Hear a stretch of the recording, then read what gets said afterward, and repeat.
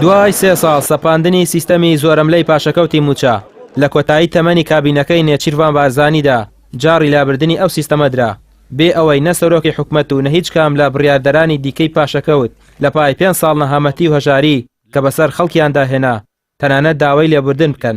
پاشەکەوتی موچە هەڵدەگیرێ و هاوڵاتیان دەڵێن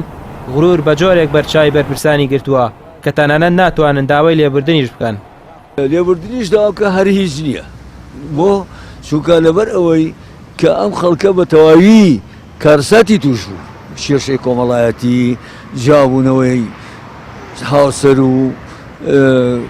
مناڵی خەڵکە بووی ئاوارە بوو یعنی ئەو دوایەوە خەڵک کە زۆری چوو بە دەرەوەی وڵات لە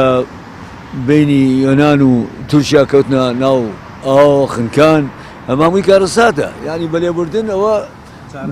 چارەسەر ناکرێ ئەبێت گرنگی بۆ خەڵکەبات ئەوە نەمێنێ ئەگە گرنگی نامان هیچی نەکردووە هیوا هەیە 10 میلیۆنی لایوە 30 میلیۆنی لایەتی تێگەشتی کابراایەکی تەقاوت بەغا کردوی بە سواسە کەمتر نەبی ئەمان نیان ناوە ئەبێ ئەوانە چاپ کاتەوە ڕاست ئەبێ داوای لێبوردون کە نەک سوپاس کات. چەند ساڵە پاشەکەوتم فوتاوە تا ئیزای هیچم بۆ نەگەڕاوەتە بەس ئیتر نازانم ئەمەیان ڕاست بێ یان ڕاست نەبێ. ئابووریناسێک دەڵێت لابردنی سیستەمی پاشەکەوتی موچە نەدەستکەوتی حکومەتی هەرێمە و نەمنەتە بەسەر خەڵکەوە بەڵکو ئەوە حکومەتی عێراقە کە مانگانە پارەی موچەخۆران دەنێرێت و حکومەتی هەرێمیش پابند کراوە بە پێدانی موچەی تەواوی موچەخۆران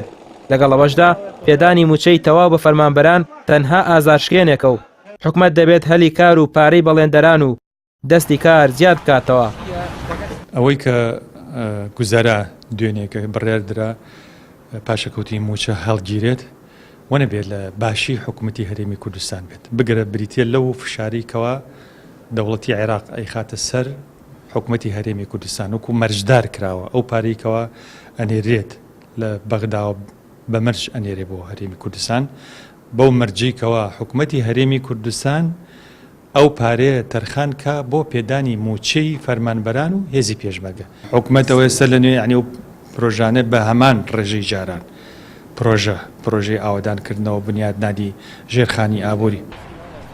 کاریگەری نەرێنیەکانی پاشەکەوتی موچە لەسەر خەڵکی کوردستان برینێکی قوڵی کۆمەڵایەتی دروست کردووە کە ڕەنگە ساڕێژبوونی چەندی ساڵی دیکە بخایەنێت لەوانەش لێکترازانی خێزان و سەرهەڵگرتنی گەنجان بۆ هەندەران و زیادبوونی حاڵەتەکانی خۆکوشتن و دەیان کێشەی کۆمەڵایەتی دیکە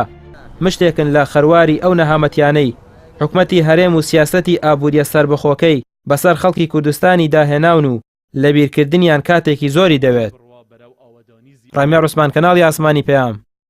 سلێمانی.